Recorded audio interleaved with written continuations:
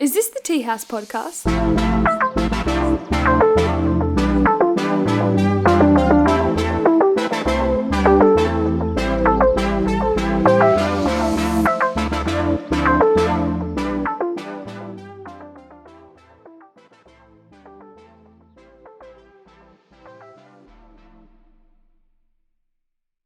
Welcome back, Teabaggers, to the biggest podcast in the Southern Hemisphere. I'm keeping that in the Southern Hemisphere, but don't look that up. Now I'm joined here today by my bro, Lucus Allen. What's up, guys? How are we? The fucking MMA gun of Bendigo Fight Centre. Fucking oath. Number one rising gym in Australia. Number one rising gym in all of Australia, all of Southern Hemisphere. Biggest podcast and the biggest rising gym in Southern Hemisphere. So welcome. Give us an applause for that. Oh, that's not the applause button, but don't worry about that. Nah, fucking oath, bro. How you been? Really good, man. Really good. I've been so busy, it's not even funny. Between training and coaching and just trying to keep in routine with everything else in life, it's hard, as you know. Yeah, 100%. But it's good. It's been really good. You're actually a very hard man to get onto these days. I am. You can tell that to everyone. Everyone will agree. Everyone. Very, very hard. It's hard to see my missus these days. Like, it's difficult. Yeah, 100%. But you've because for people that don't know, you had a fight coming up. Yes, I had a fight scheduled for April 22nd, and Stillionis, you fat fuck. You fat fuck. You fat fuck. Honestly, like, how's this, man? Agrees to fight, like, literally 60 days. Yeah, we had 60 days to make weight, to fight, to do everything, and he messages his promoter and my promoter and says he can't make the weight, but he can do it at 2 weight classes heavier. Not one, but 2. Fucking 2. So he basically Paulo Costed you. Completely and utterly. And I'm not Marvin Vittori just yet. So I'm not doing that. I might be Italian, but I'm not fucking mad like that cunt. He's off his head. He's a big boy too. He's massive. He's probably pushing light heavyweight these days too. He's a massive middleweight. He's huge. He's a big boy. He's very, very big. For people that don't know, what weight were you originally meant to be fighting at? So originally I was fighting at 61 kilos, bantamweight. Yep. And he wanted to fight at lightweight, which is 70 kilos. 70 kilos. So it's nearly 10 kilos heavier. It's a bit on. Nah, it's not happening. Not happening. But look, May 22nd, there's another promotion, Demolition. So stay tuned. That's where I'll be. And it will be at flyweight or bantamweight, not featherweight or lightweight, that's for sure. And hopefully we'll get another boy on the card as well.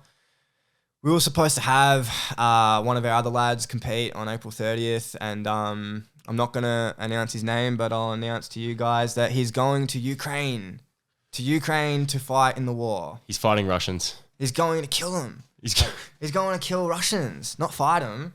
He had the opportunity to fight Russians, and now he's going to go kill them. Insane, right? It's crazy. What I was going to ask you, what's like the most frustrating thing about someone pulling out? Is it the fact that you've been disciplining yourself for so long? Is it like the discipline you've been putting yourself through that they are obviously not? Or is it the fact that you were just like so keen to get in there and smash that? Like, you know what I mean? Because at the same time, when you're getting ready for a fight, you're putting that's your life. You're putting your life on hold for that fight. Like, you're fucking grinding. I don't know. If I had to pick the number one hardest bit, you have a mad feeling of disappointment. It's that date. It's that date that's, now is not happening, and you prepare for a fight and you prepare for a style and you do what you've got to do. Like, I gained weight for this fight because I was fighting a big guy. So I was like, okay, I'm going to gain weight as well and do what I need to do. And obviously he gained too much weight and now he bailed on the fight. But yeah, you lose a lot, like you lose a lot of time. Like I was the fittest I'd ever been, and now I'm not, you know what I mean? And it's like, there's a few little things that drag you, but look, it's the fight game. It is what it is. Yeah, 100%. Like, people pull out. People are fat fuck. Stillionis, fat fuck. Fat fuck. Oh, fuck, that's good.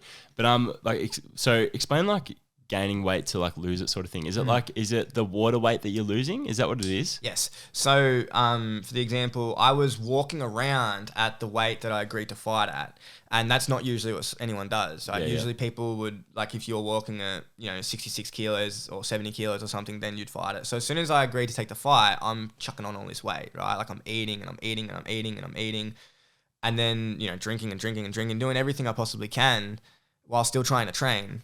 And he's talking about water, by the way. Yes, no alcohol, obviously. Yeah. And yeah, so by the time the last guy that fought for us he was fighting at bantamweight.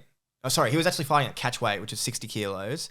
And he was 66 kilos 2 days before the fight. And then, weighs in at 60 kilos, which is all water. You know what I mean? Every kilo of it. A lot of people do a lot more than that. But for a lighter guy, it's still 6 kilos is 6 kilos. You know what I mean? 100%. Like to lose that in 36 hours, it's pretty rough. 100%. And like they say that like the last bit of water you lose is from your brain. So like, and like a lot of fighters even talking about getting so close to death. Almost like losing so much. It can be scary for sure. Like, the last 500 grams to a kilo can be really hard. It can be excruciating even. Like it's not easy. You can get head spins and stuff like that, especially if you're not doing it right. The methodology to it is you water gain. So like a week out from it, like I get the boys drinking 8 liters of water a day, a week out, which is, you try and drink 8 liters of water. Man, I can struggle to get 3. It's ridiculous, right? Like it's ridiculous. Yeah, 3 is even a problem for sure. Yeah. So to drink 8 liters a day for 2-3 days straight, it's hard. Are you pissing a lot when you're drinking 8 liters? Oh, you piss like crazy. And it's proper clear, eh? It's water, man. Yeah. It's straight water. Like you do keep a lot of it, but you piss like crazy. Like you got to expect it. Like every 30 minutes, you just there you go going again. straight to the toilet again. Yeah, basically like a pregnant woman, or like you've broken the seal or something. Yeah, literally. Yeah, like you've broken the seal. That's a good one. Yeah, for sure. Absolutely. That's bad. That's bad. No, that's gold. And for people that don't know, actually, and you got the BFC top on right there. So tell us a little bit about that. That's actually Lucas's new fight gym or fight brand. Yeah. So I started BFC maybe 12 months ago with my housemates, and my housemates have been the best partners, people I can train with that I could ever ask for. The reason why we started it was because there's no MMA gym in Bendigo. There just doesn't exist. Lots of great gyms, all of them are fantastic, but and for people that don't know, it's because they don't do it strictly MMA. It's like they all have they do a dabble here, they do a dabble over there. You can go and do your jiu-jitsu here, you can go and do your kickboxing here, but you can't go to the one place and do it all. Yep. And it was difficult, that's what I was used to doing. Living from Melbourne for 6 or 7 years, that's all I did. I went to the same gym and had my coaches train me and had my team that I trained with, and it was that, you know what I mean? There was nothing in between.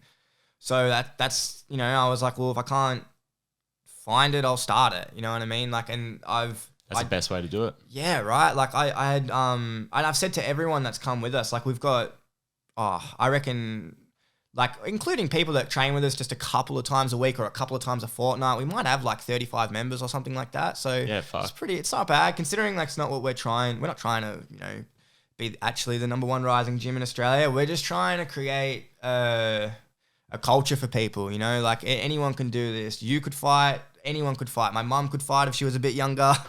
You know what I mean? Like anyone can do this if they put their mind to it and if they really want it. And that's what we're here for. You know 100%. what I mean? Does it make it a little bit easier when there's like a little bit of a blueprint out there in the aspect of like, for example, I've seen fighters talk about like people from their towns making it big time and stuff like that, and then they go, fuck. It really is that achievable. It really is. I could just put my mind into it and then bang. And like, because people also forget a lot of the time that like you can manifest anything if you work for it. Absolutely, man. I'm such a big believer of that. Like you have to really, really think about it to materialize it and to think about it over and over and over and over and over again. And act on it. And act on it, of course. Yeah. Like you have to, thinking about it isn't enough. You have to really, really act on it every single day. And if you do that, everything can be exactly how you want it to be. There's no way 12 months ago when I was training in the shed that I thought that BFC would be a thing. You know what I mean? Like there's no way I'd think that we'd have all these fighters coming together. Like we'd have a cage in the backyard. Like it's unbelievable. You know what I mean? Like it's crazy how quick things can go if you act on it and if you think about it and if 100%. You want it. That's just the journey too, because I say that all the time. Like you might think you're setting out on this path, but the good thing about going anywhere is you find more shit to pursue. Absolutely, yeah, absolutely. I did not pursue this to coach. I did not do it to train people up. All I really wanted to do was fight, but I needed a team. You know what I mean? I was like, I need people that know what they're doing, people that understand what they're doing, people that want to help me get better at what I'm doing. So I still spend so many hours of the day training people up. You know what I mean? And now with each day that goes by, I've got a better team. Yeah. That's what it's about. You know what I mean? Like 100%. having a good team. Because you don't have a good team or good people around you, you're not going anywhere anyway. Like you need good people around you. 100%. You're as good as the people you hang out with. And that's facts. Absolutely. On mums on that one. On mums.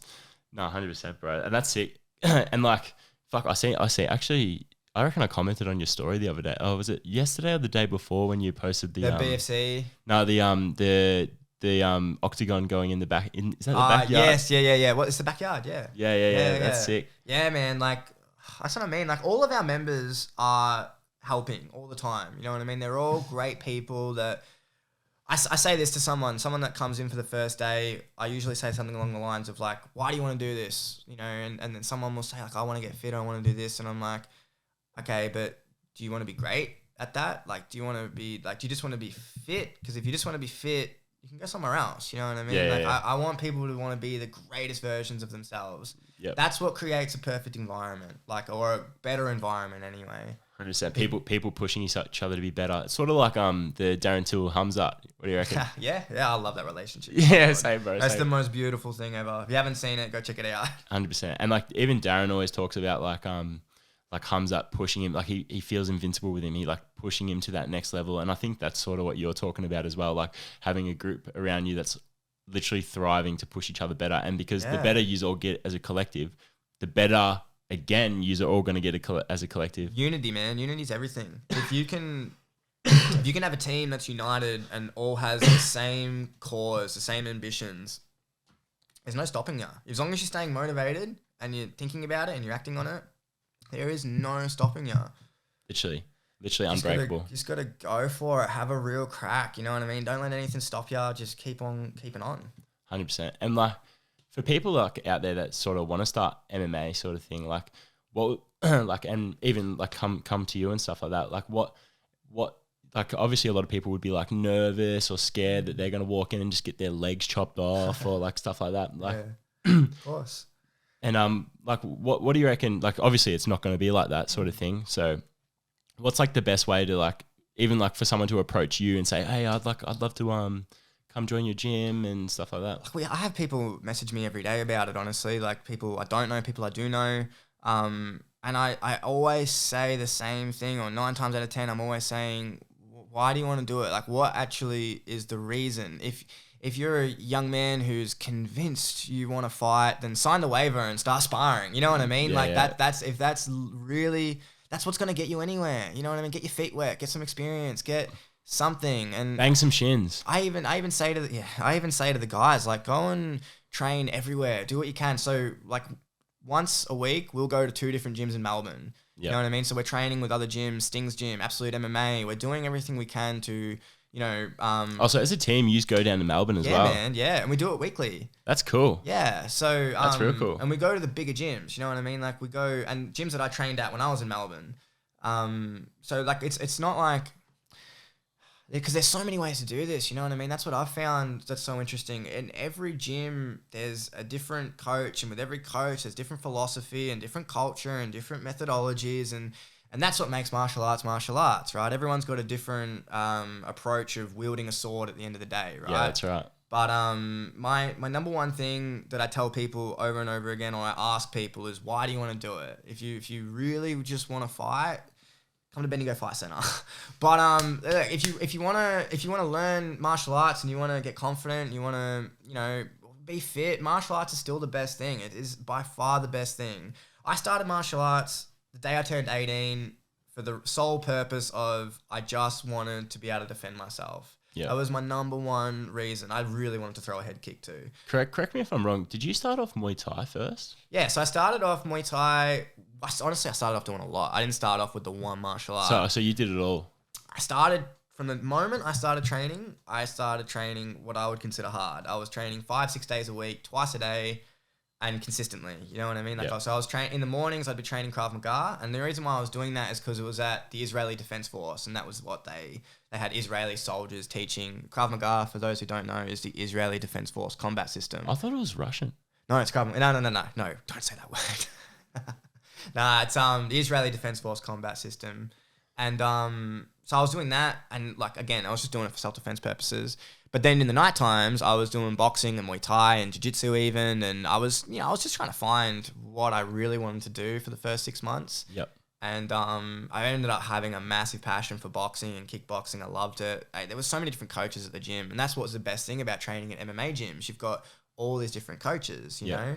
So even now, for an example, because I've been training up my housemate Darian every day for the past year consistently, I get him now doing some of the classes because he had his fight and he kicked ass. He done really, really well. Yep. So and how Darian sees it is not how I see it. Even though I'm his coach, you know what I mean, or I trained him up, it's not like we have the exact same perspective. We're unique human beings. He'll say something a little bit different to how I would, and that's what makes him a different coach to me. Yep. So having different coaches is important too, I think, at least to find what suits you, because you might not like your coach, you know what I mean? Or you might really like your coach. You got to find that out. Yep. Yeah. And because like you mentioned it before and stuff, you don't strictly just do MMA, do you? You also, like, for example, if someone came to you and was like, I really want to do Muay Thai, I really want to go kickboxing or something like that, you also would help do that, wouldn't you, as Absolutely, yeah. So because I trained at 3 gyms in Melbourne,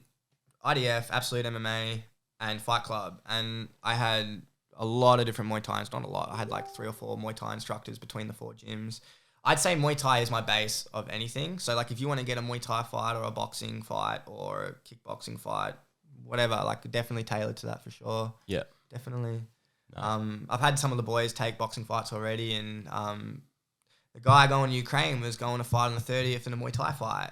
Yeah. So definitely whatever fits your shoe, we can make it happen at BFC, that's for sure. If you want to do grappling, that's if you really, really want to do that. Like if you just want to get some experience, you can do that too. Yeah, sweet. Yeah. Sweet. So it's literally very broad. Because like even I was saying to you before, I was like, oh fuck, I really want to do a fight. You know, just like one. I could do one. I'm pretty. I'd hate to get me murdered, bro. No, I was joking. Can't break that pretty face. Yeah, no, that's all right. That's what I said it in my last episode. I'm 25 now. I don't need to be hot forever. Just joking. Nah, look, again, it's why. Like, you can fight for any reason in the world. You know, you can fight because you've got the rage. You can fight because you want to test yourself. You can fight because you're good at it. You can fight because you think you're good at it. There are so many reasons why anyone can fight. But at the end of the day, like, depends who you ask. But if you ask me, man, you could definitely fight. Anyone could. There are some people that be like, no, you're too old. Can't do it, blah, blah, blah. Like, if you train and you spar and you do what's required and you're willing to, you know, go to other gyms and do everything that every other fighter is doing, you're willing to run, you're willing to do what it takes, then you can fight. Yeah, that's right. You know what I mean? Like, definitely. Don't let anyone tell you can't do anything, that's for sure. 100%. Fuck those guys. Don't put the brakes on yourself. Let other cunts do it for you and just ignore them. Yeah, absolutely. Like, ignore everyone. I say this all the time. Like, no one's going to believe in you until you believe in yourself. Facts. 100%. Oh, And fuck, you have to do it hard too, don't you? Yeah, man. Like, no one. Have you dealt with that sort of like? Oh, yeah. I mean, doesn't everyone? Surely. Oh, like, everyone. Bro. Everyone. Like, but yeah, man. Like, it's easy to shit on, you know, a young guy coaching a bunch of other young guys, but that's what I'm trying to say. I never did it to be this coach, you know what I mean? Like, it's just happened to be what came. I wanted to just get coached, you know what I mean? But I'm like, well, I've been doing it for the better of 10 years now, and everyone around me wants to do this. Let's do it. You know what I mean? Like, let's do it. Let's make a team and let's take over. Fuck everyone. Yeah, you know that's what I right. mean? Like, we literally fight anyone available. Like, we don't always win. No, definitely not. But we take every fight available. You know what I mean? Like, we'll take matchups that guys wouldn't dream of with our experience. They wouldn't dream of it. And if they did, they'd want to prepare for the next 9 months for one fight. And it's like, I'm not. Nah. 8 weeks, baby. Let's go. Exactly, man. Like I said, my debut in MMA was on 10 days. And I was... Tell everyone this story too, because we spoke about this off air. This is actually a good story. I was literally just in my shed and I was getting high with my mate. Yep. And we might have been training, maybe, like very, very chill, very, very chill. And he got the phone call from this promoter and I put my mate down as my coach. Yeah, my mate that I was training with, because I didn't have a coach. Yep. Yeah, like I just didn't have a coach. I was training with a few people and there was no coach. So I put him down as my coach and he got a phone call and he's like, yeah, yep. And he hangs up and he's like, you signed me down as your coach and you signed yourself to fight in 10 days. What the fuck? And I was like, yeah, okay. I didn't, okay. All right, let's do it. And, you know, each day that went by, there was another change. There was, you know, a change of opponent, change of weight, change of this, change of that. It was during COVID, man. So it was a lot of shit happening. Before we keep going too, what are the nerves like when you're sort of like, when you're signing up for something in 10 days? Like a fight like that? With that, in those circumstances. Yeah, look, you've got to believe in yourself, man. You got to believe in yourself. Like I wasn't nervous because I was so ready for it in my head. You know what I mean? I was like, hey, it's a fight. Who cares? You know, like I was like, it's just a fight. Who cares? It goes for 9 minutes, no matter what. Maybe less. Like who cares? So it varies for everyone. It does. Yeah. Like some people will get a lot more nervous. I'll go into it sooner, but as the time goes on, you know, lots of other things keep changing, and before you know it, it's fight day, and that's when you start to get a little nervous. Yeah. Like, you know, the weigh-in's done, everything's done, you're in the fight hotel, everyone's looking at you real funny, and you're like, oh, true, okay, you know, this is for me, this is all for me right now. And then when you get to the fight venue, and you know, you see everyone, and there's the photo, the poster, you're fucking flexing and shit. I'll always look good. Yeah. Sexy. But look, fight nerves for me come at the fight. Yeah. Like when it's go time, and then it's all about controlling it. You know what I mean? Like you really want to. Because nerves are good. Nerves are great. They keep you alive. You know what I mean? They keep you witty. They keep you breathing. Without nerves, if you're not nervous before a fight, something's wrong with you. Yeah. You know what I mean? Like, you gotta be nervous, but you gotta love it. You gotta fall in love with that pressure. You know what I mean? You can't shy away from it. You can't second guess yourself. You can't, none of that. So like whenever my boys fight, I hype them up. They wouldn't believe. They think they are God's gift to this earth. Yep. By the time they walk in there, nothing can stop them. And that's what you need. I'm a big believer of that. You need to believe that you are in control, you know, because you are in full control. There's only 2 men in that cage and 50% of it's up to you. Yep. You know what I mean? Like you own that moment. So yeah, for me, like I got nervous the moment I rocked up to the venue and I started warming up and I had to look at the fighters all around me and I was like, everyone looks so serious. You know, like that's when I started getting really nervous. Yeah. And then I seen Jim Crute and Jim Crute wished me some luck and that made me even more nervous. I was like, fuck, I'm fighting in front of Jimmy. I can't look bad. Like all this, you know, I'm like, I got to really look good. And then as soon as I heard my music, I was like, oh, nah, this is beautiful. You know, this is showtime. This is for me. And I think that's the goal. I think that's what everyone should feel like in a perfect world, which, you know, I could be wrong, but that's what I think needs to happen. You need to be nervous because it's the unknown, you know what I mean? Like it is an unknown feeling, but then when it's go time, it's go time. Yeah, that's right. You know, fall in love with it. And back to your story as well, like 10 days out and stuff, and you said you were like smoking and getting high and stuff, because go more into that story, because I rated that story before, because you said like earlier that was like your worst you sort of thing. The worst version of myself is July 9th, 2021. I could not have been... I was so high during that fight, it wasn't even funny. Like, I was smoking the day of maybe... Oh, God, a stupid amount of weed. You know what I mean? Like, stupid amount. Maybe like 20 bongs or some shit like that. Like, it's not good, right? Yeah. And I was doing it for not even a real good reason. Like, just because you're an idiot at that point. You know what I mean? Like, it's so silly. So... I wasn't even doing the road work because I took the fight on 10 days. So it's like, what are you going to do? They can't get fit in 10 days. No. You know what I mean? Like you can't. You just overdo yourself. You no point doing much. So I just chilled. You know what I mean? I hit some pads. Because I had so many change of opponents, there was no point even preparing for the fight. I was like, well, I'm just going to rock up and fight. Like who cares who I'm fighting? 2 or 3 days before it, when we got the last change of opponent, I didn't know at the time who it was. I literally told the promoter, I'm like, I don't care. I don't care anymore who I'm fighting. But after the fight, I found out that the guy had been nominated Fighter of the Year, and for his division, and not to mention his coach. And you're smoking 20 bongs. Bro, his coach. Like, if you look at the corner, man, for that fight, my corner was someone I coach and a guy I train with who I coach MMA, and I did at the time.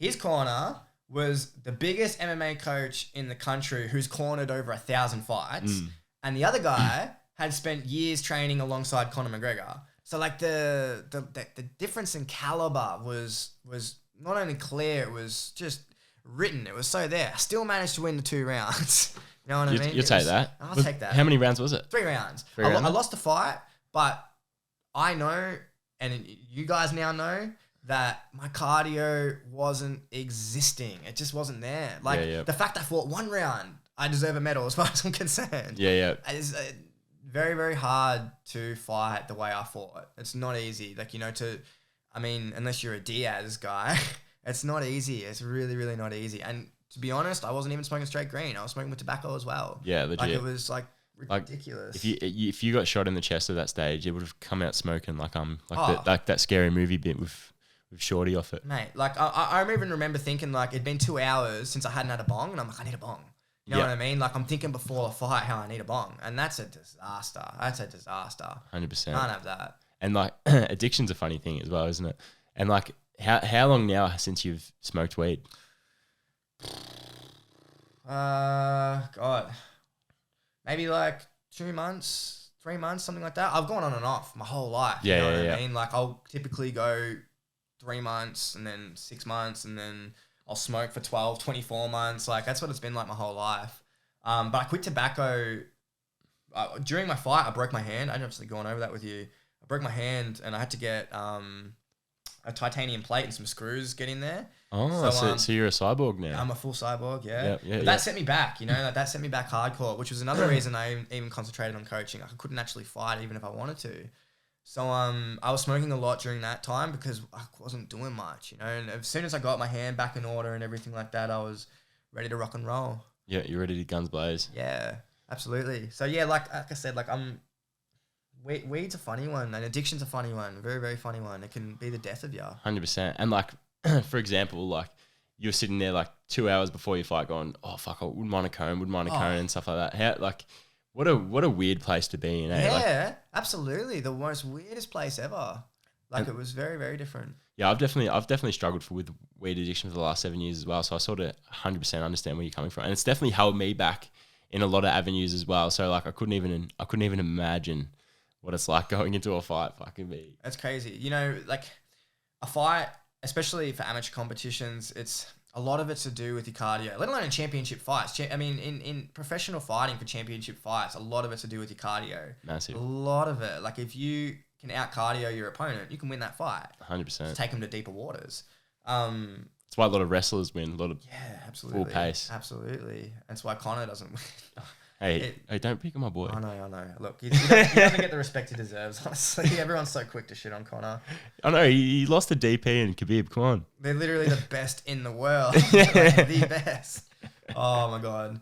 But yeah, like, cardio is everything. If you don't have good cardio, you shouldn't fight. Like, you know, and I wish I could have told myself that July 9th. I wish I could. But no regrets. Absolutely no regrets. Like, but to be fair, if you didn't do that, you wouldn't have this sick story to tell, and you wouldn't probably have the same mindset that you do now. No, absolutely not. And it created a wave. Like, BFC might not be a thing if I didn't take that fight, because it was such a big fight. Like, it was so big. And for the story especially, and for the actual environment around us. Like, the people around me were like, oh yeah, you know, I might train. And then when they saw me take that fight and they saw me fight, they were like, all right. I remember getting home the next night. I was super depressed, man. I wasn't happy with, I was convinced I was winning that fight. You know what I mean? You could not have told me anything else. And the fact that I lost on cardio, I was so bummed. You know, I was like, did a lot of fire in you in a way? Like, it lit a big fire up like, my ass. I can smoke 30 bongs and take this cunt toe to toe.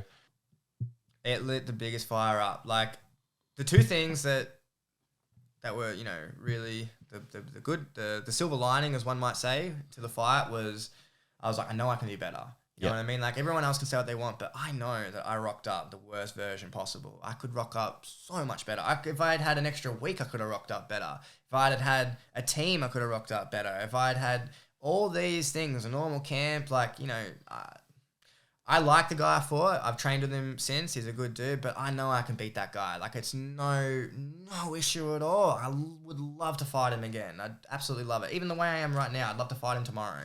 And was that your first professional fight? That was my first MMA fight. Oh, yeah. So that was it. So that was an amateur fight, was it? Yeah, it was a Division 1 amateur MMA fight. Yeah. Yep. And the one, so technically the first one coming up, that was meant to be your first fight until Fat Cunt pulled out. Is that right? The first professional? No, that's still for Hex as well. That's still the same gig. So I thought Hex was pro fighting. No. So you've got path to Hex, and then you've got Hex. Yeah, gangster. Okay. And so the thing is with being a professional, like especially in MMA, anyone can do it. You know what I mean? Yeah. Like, It's just the sign, isn't it? It's just like you sign your fucking name on the day. Pay your money and you're done. You know what I mean? Yeah. That's what I thought it was. I thought it was like every promoter in this country is trying to get everyone to be a pro fighter. Yeah. Like I've been offered way too many pro debuts. It's not even funny. Like it's ridiculous. However, it's not what you want to do. you want to get the experience before before the record gets fucking. It's all about experience. That's what the sport's about. 5-6 years ago, this experience didn't even exist in this country. You couldn't fight amateur MMA. You know what I mean? Like you were taking fights and that was that. Yep. Now we've got the luxury to take amateur MMA fights every 3 months. You know what I mean? Like, so it's like, hell yeah, do it. That's sick. I didn't know you could do that every 3 months. If you don't break your hand. Yeah. No, it's all right. You're a cyborg now. Exactly. No. Hit him with your steel plate. Yeah, unbreakable titanium. Yeah, that's what he said. I was trying to. Oh, that's a piss of cut. I was trying to figure out what he said for a second. So yeah, look, the number one goal is to have a pro team by the end of the year. You know, obviously being led by myself, and to do that, I've got to fight, and so that's the goal. You know what I mean? That's what we're all trying to do. But yeah, like I could do it. I could sign a piece of paper and be a pro athlete tomorrow. Why would I rush it? You know what I mean? I'm 25 years old. I've been training for nearly 10 years now. Man, I don't want to fight MMA for 15 years as a professional. Fuck that. Like, yeah, 100%. Like, that's a lot of scars. Yeah, man, absolutely. And and like the thing is too, like you could get somewhere with 5 good fights in professional. Like exactly. You don't need to have 30 fights to get into like Bellator or UFC or anything like that. Like MMA especially, you know, like MMA is the world's largest growing sport, and it has been for years now, globally speaking, let alone nationally. Like nationally, MMA is growing rapidly. Like it's like mainstream now. Very much, yeah. And you know, maybe being a pro boxer is a bit different, but like they get some bum pro MMA fighters anyway. Like especially in America, holy crap! Like the scene over there, they let anyone fight. Yeah, anyone. Yeah. I could imagine. But you know what I'm spewing about, and I actually say this all the time. I wish Australian high schools did freestyle wrestling. Yes, that would be the coolest thing ever. How sick would that be? Yeah, that would be cool. That would be really cool. That'd be life changing for everyone. I feel like the reason why they don't do it is because they don't want to fuck with their AFL or their NRL. Do you reckon? Probably. I actually reckon. AFL's like that big in this country. It's not even funny. So yeah, that wouldn't surprise me. Only in Victoria, like Western Australia and stuff like that. Because as soon as you go to New South Wales or anything, or like Queensland, NRL heads everywhere, big time. Yeah, you're right. Hey, that's spot on for sure. Victoria, it's massive, whereas everywhere else, not so much. Yeah, like for example, like you know how a lot of footy players and NRL players are like turning into like boxing and stuff like that because, you know, fucking Jake Paul started the trend or whatever. Yeah. Whichever one of them did. Yeah. Logan, whatever. Yeah, I think it was, who knows. Anyway, but like, for example, Barry Hall and Sonny Bill Williams, they fought recently and stuff. And like, that was in Sydney, I believe. And I'm pretty sure Barry even played for Sydney at one stage. Yeah. And he got booed there. He got fucking booed. But that's crazy. And then got knocked out in like 20 seconds. Which I'm actually sad about because I'm from Broadford, which is where he's from, and I've been in a commercial with Barry Hall before. Oh really? I have. I even hung off his shoulders. Oh. Wait, I know. But believe it or not, it's funny because I reckon he'd be about what is he 6'3", 6'4", which is similar to like a little bit taller than what I am now. But fuck, when I was little, man, I used to think he was the biggest cunt known to man, bro, because he'd just like it's just crazy. And he was a hard footy player. Oh, he was rough as guts. Oh, rough as guts. Yeah. Rough as guts. Everyone's picking on him a little bit, but you get in a fucking boxing ring, cunt. Exactly right. Like, man, everyone's quick to shit on everyone behind a computer. You know what I mean? Like, facts. I could do that. It's like, okay, go do it. Go do something. You know what I mean? Like, just do something. 100%. Stop whinging. 100%. And I think like fighting teaches you a lot about yourself. Would you say not? 100%. Because, like, for example, like everyone has that ego inside of them. Everyone's like, oh yeah, I could probably do that. Like, not everyone, but like everyone's sort of everyone. Yeah, literally. Yeah, look, probably everyone. Everyone's sort of like, and I feel like because everyone needs to learn about themselves. Everyone's got an ego that protects them in like heaps of different ways. Like, oh, I'm really good at my job, but maybe they're not that good at their job, for example. But like the only way to sort of find out about yourself is to do shit. And like, I feel like fighting is one of those. you get humbled very quickly. I feel like. Absolutely. Holy crap. Yeah, you can't afford to be egotistic in this sport. You really can't. There's always someone out there that's going to drop you. Yep. That's why we love going to Melbourne. You know what I mean? Like we can play, we'll spar at our gym once a week doing real hard rounds. And, you know, some weeks this guy does real well. Some guys this week does real well. Like, you know, it's always up and down. But you go to Melbourne, you go fight, you know, a Victorian boxing champion. You go fight go do a few rounds with the pro fighter in MMA, or you go do a few rounds with this guy who's doing this, and all of a sudden you're not the bad man anymore. So it's really because it's a solo sport, especially, like there's no one you can lean on. No, you know what I mean? It's very lonely. I've heard it's you and it's someone else, and you're fighting, and it's tough, and it's grueling, and it's fast paced, and you got to think, and you got to react, and you can't afford to walk away from that and go, oh, like it's easy for me to say right now when I just said, I reckon I could fight Daniel. That's the egotistic in me, you know what I mean? Like that's me going, oh, I reckon I could do this, I reckon I could do that. So I feel like there is a little bit of, like what I was just saying, everyone's a little ego. Like everyone's got a little bit of ego to them. Have to, in a way. You have to, yeah. Like you have to believe in yourself. Yep. You know what I mean? Like you really have to. That's why I ask everyone, like, why do you want to do it? Self-belief comes from confidence, so I feel like it's a little bit different. It's true. Yeah, I feel like, in a way, ego is like something that protects you from your own insecurities sometimes, where like self-belief, like for example, people that would confidently kick the fuck out of you might not even fight you in the street because they'd just be like, pussy. Well, do you know what I mean? It's so true. I a few people that would be watching this, if they're watching it, would go, oh, he's telling this story again. But before my fight, maybe a week or two before it, right, which might even been some of the reason why I signed myself up to a fight. I got in a fight, right, and I walked away from it twice. I didn't want to fight this guy. He was much bigger than me.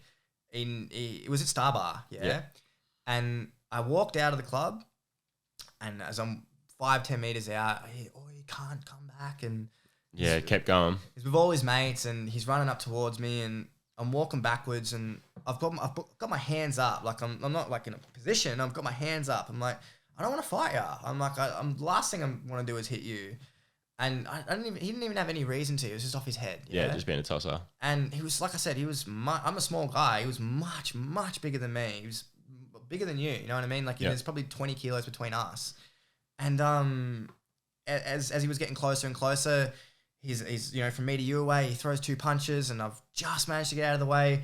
And because he got a little bit too close, I reacted on my training, and he was on the ground, out cold, not moving, and I thought I killed him. I shit myself. I was like, I didn't even know what I did. You know what I mean? I was like, what the fuck? And his mates are all coming around, and they're picking him up, and they're screaming at me, and there's a scene, man. Like they picked him up off the ground, and he's holding his jaw together. Like he was mangled, man. It was really, really bad.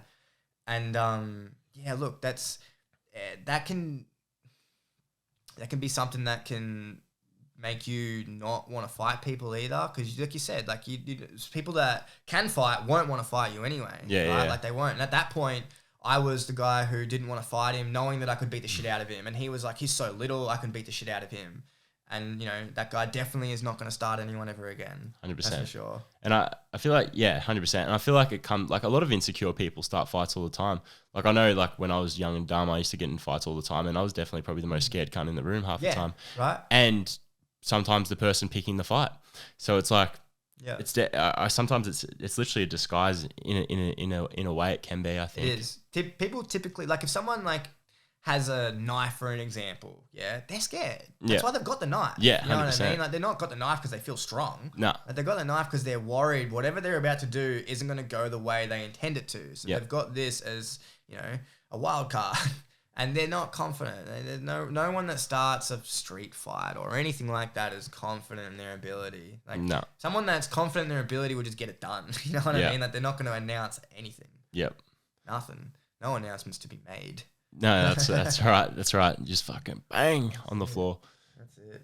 But yeah, fuck. Funny that. But so May.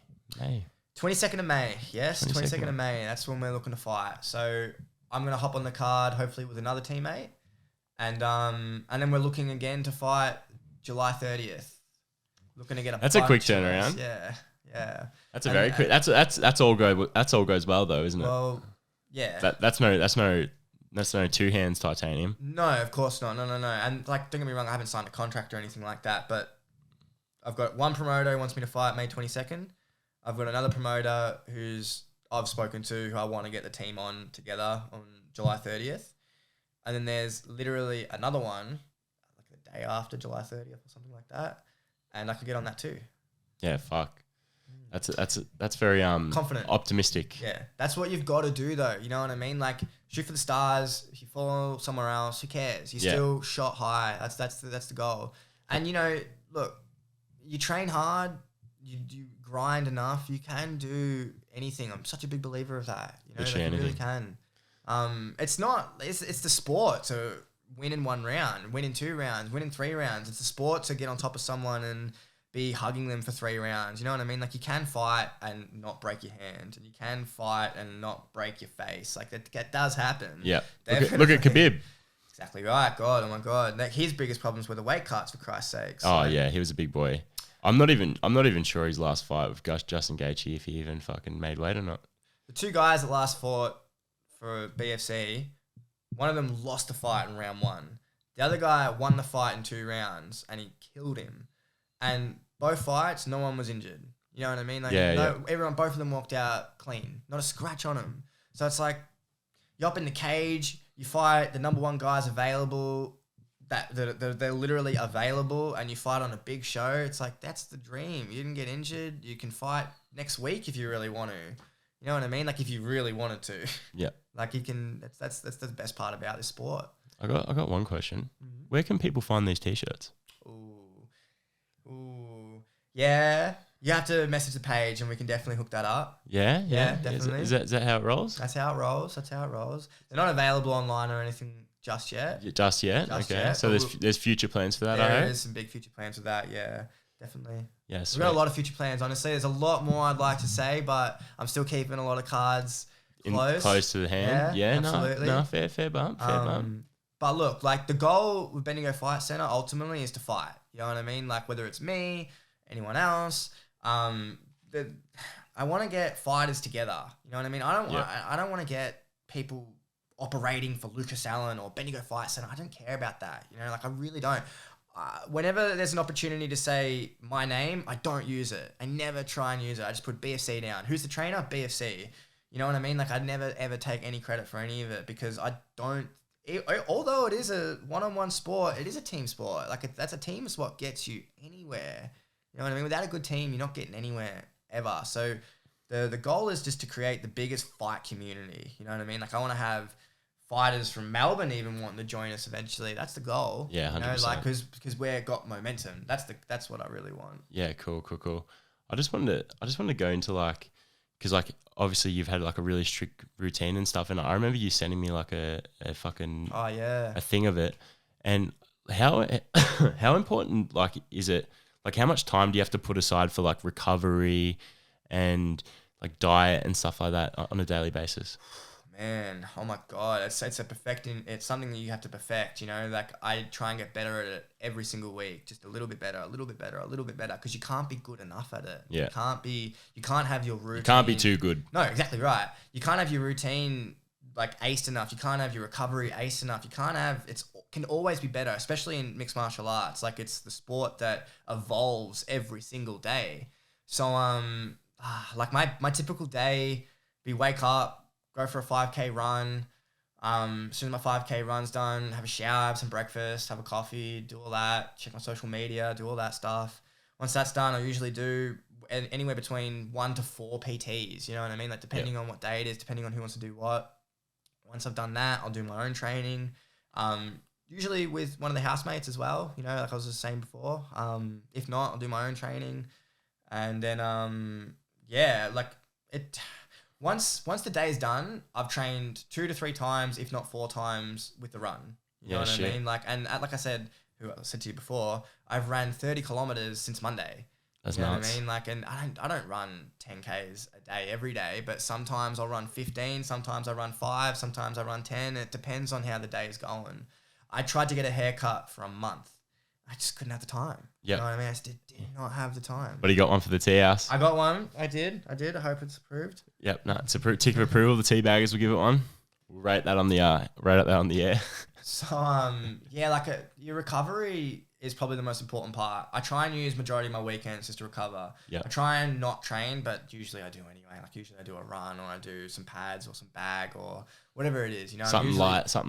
Just a bit of movement. Just exactly. You got to train every day. I'm a big believer of that. Like even if it's not hard. Yeah. You got to do some shadow boxing, anything. Yeah. You know what I mean? Anything. Because if you don't do something that day, you could like better than yesterday every day. That's what you've got to be. You know what I mean? Like as long as you're that much, just that much better than yesterday, you're killing it. That's right. You know what I mean? Like, and people don't understand how good slow progression actually is too, because like very underrated. Yeah, 100%. Especially because like you might not feel like you're fucking doing enough. Oh, I want to be this good, this quick, blah blah blah blah. But if you consistently, consistency is key. Consistently get a little bit better every single day, you'll be fucking plenty better than someone that, for example, trains hard as fuck 3 times a week. Yes. Blows Their body out, sore as fuck.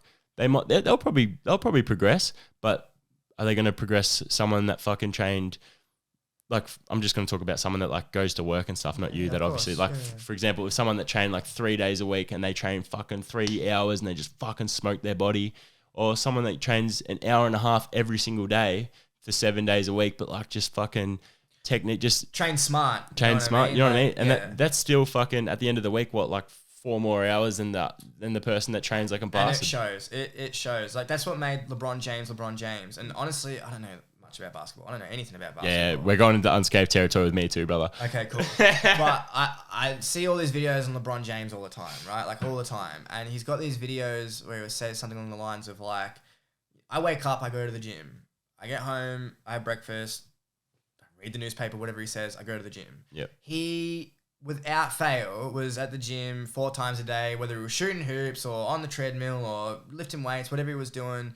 He made sure that he was training more than his opposition. Yep. If you want to earn money, you've got to work more than your opposition. If you want to be the better fighter in this case or the better basketball player, you've got to be willing to train more than the opposition. That's number one. Yep. You know what I mean? Like consistency is key for sure. Like I think if I could say anything to anyone regarding training, it would be that train every day, even for half an hour, 10 minutes, 15 minutes. Don't train once a week or twice or 3 times a week and exert yourself the way you were saying. That's not smart. That's not smart at all. 100%. Because I even watched something a while ago with is it Firas Zahabi, the one that trained? Yes, yeah. Yeah. And he said the same sort of thing. Like you should, instead of training 100% 4 times a week, you should train 60 to 70% every single day, and you'll get way more progress. Talking about GSP's coach? Yeah. So but it's obviously a lot different for like fighters and fucking. Look, it varies for everyone, honestly. Like because it's like I was saying before, with all the different gyms and different coaches, there's different methodologies, there's different science, there's different. People have their own ways of going about it. Like, don't get me wrong, it's usually somewhat similar, but I've been surprised. I've heard some very different methods of training, and it works for everyone a little bit differently, I suppose. You know, like people do have their own ways. Funny that you mentioned him though. So one of our coaches, or one of the guys that we train with, I consider him our coach, honestly. He is our head coach, is from Florida, and we do online classes with him, yeah? And he trained GSP alongside at TriStar for 3 to 5 years. And so like he was literally training GSP alongside with him.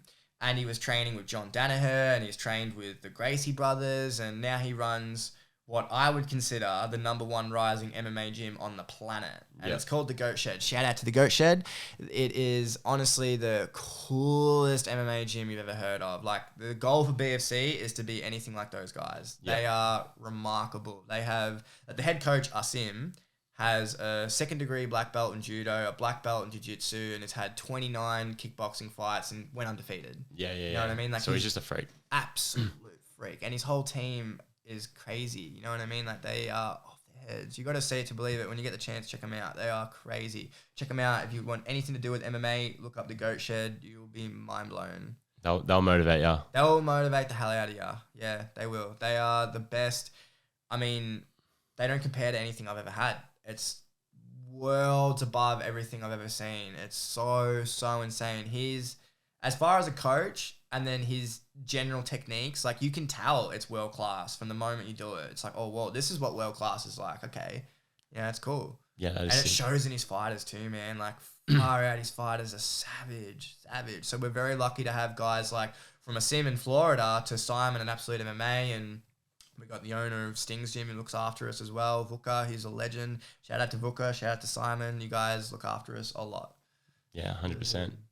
Well, that's what they say. Iron creates iron. Iron sharpens iron. That's the one. That's the one. I was looking for it. Yeah, hopefully with the cage up in Bendigo now, we get a few local fighters joining us as well. That's the goal. Because we're the only cage in Bendigo. You know what I mean? Yeah, literally. Yeah, you can't train. As far as I'm concerned, you can't train MMA in Bendigo besides us. Like if you want to go and do an MMA class, you know what I mean? Like you can't be done. Should be. There's plenty of fighters around. Holy crap, Bendigo has produced many fighters. Many. Jimmy Crute. Jimmy Crute, the man, the living legend. We've got an episode with him too. Everyone should go watch that. Definitely. Go watch that. And yeah, look, you know, one day Jimmy Crute will have a gym in Bendigo, you know what I mean? Like I'm sure, if not around the world, you know what I mean? But he's the biggest fish there is. He's looking to conquer the world. 100%. And like earlier when I was saying like, is it easier when like people sort of create a blueprint? Is he sort of like a motivation in that sort of aspect? Like as in like you've seen someone locally that sort of hit those limits? Like everyone, I'm sure, is from Bendigo is going to cling on to it, but I would watch him fight time after time after time when he was a local fighter. And, you know, I've got, so many memories of just watching him fight and thinking like, man, this is insane. It's so goddamn motivating. It's not even funny. To the point where when he got accepted into the UFC, or might have even been just the Contender Series, like one or the other, I messaged him and I was like, I was at work and I was running a dry cleaners at this point, and I was like, man, I want to fucking lock up right now and never come back and just train and fight, because that's how much you're motivating me. Like, and you know, it ended up happening anyway. But it was, he is, and alongside of other people, it was extremely motivating. 100%. And he was fighting world-class competition even before he got into the UFC. His last two fights before the UFC were against the number one light heavyweight New Zealand fighter and the number one Southeast Asian fighter. And I remember that because I was there. It was insane. And even prior to that, it was like, he was always fighting good guys. Yeah, you know what I mean? He was always accepting high level competition. He cut no corners at all. None. He'd travel from Bendigo to Melbourne to train with Greco. Like he is, oh man, if anyone deserves a UFC championship, it's Jim. 100%. He really does. Can't wait to see him back, honestly. Can't wait. Same bro.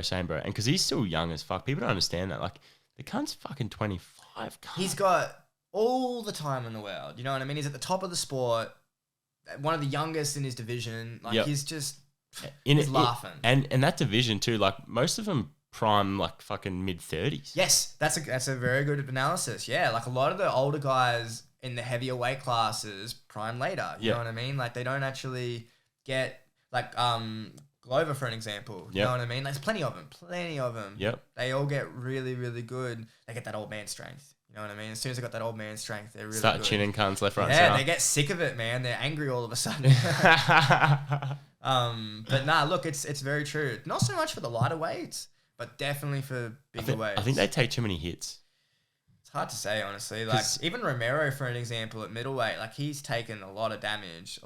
True. And have you seen him, man? Like he's unreal. Oh. Yeah, he's crazy. I'm still unsure if he's a roid head or not. I don't know. Oh man, look, it's a dark area, that one. Who knows? It's why it's so dark is because you can't prove it, but you look at it and it's like yeah. Do you ever worry about that in like the lower spectrums of like fighting and stuff like that? Because obviously it wouldn't be tested as much. Yeah. So of course it's one of the risks you take. You know what I mean? Like you've got to hope that the guys that you were fighting, I say guys, like the team you're fighting, arm pieces of shit. Yeah, that's perfect. Literally, because there are plenty of them. There are plenty of them. Oh, heaps, man. I can imagine, and like they might not even see it as like that immorally bad or whatever the fuck, however you'd say it. Yeah. Because they're just like, I just want to do the dream. I just like do anything to win. And like I'm sure like they're in a way like they are probably some of the most motivated cunts ever, because like the same with like weightlifting and stuff, like they do anything to win. Yeah, I hear ya. But at the same time, fuck you. Oh, mate, absolutely. Fuck you. And fuck you, Stillionis, you fat cunt. Yeah. I can't even. Like, you don't have much to do. Like, as a fighter, you've got to train. And look, that's the hardest part. Training's the hardest part by far. But your job is to rock up, not have drugs in your system. Whoops. And not have enhancing drugs in your system. And to fight, you know what I mean? That's your goal. Like that's the only thing you have to do. Rock up and fight, you know, and not cheat for Christ's sakes. Like, For fuck's sake. like get a grip, man. Like it's not bike riding Lance Armstrong. Is that his name? I think it is. No. But no, facts, bro. Especially when like lives are at their hands, like you could die. Oh, absolutely. Like I don't think many people, if anyone's actually died in MMA yet. No. Because of the trauma, because like apparently I've heard is because when you actually get concussed, it's pretty much over because like you're getting punched in the head, and then it stopped. Where like boxing, you get cussed and you're getting back up, because you fucking make the ring count. That's true, yeah. And then you're getting knocked the fuck out again, and then potentially a third time. It is. There's no doubt. Like even as a boxer, you just get hit in the head a lot more generally. You know what I mean? Like in your training and your sparring, you're getting hit a lot. And that's sort of what the UFC says a lot too. Like they actually like test their fighters massively, so that way they 100% know that they're not going to be like head trauma. Like you're not going to get fucking killed. Like apparently they've stopped fights even before they've happened for that sort of reason. Yeah. But who knows? I haven't.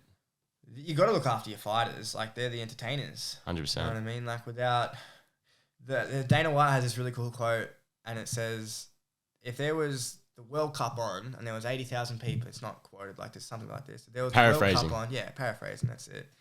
And there's 80,000 people in the crowd, and everyone's into soccer, right? And one fight breaks out.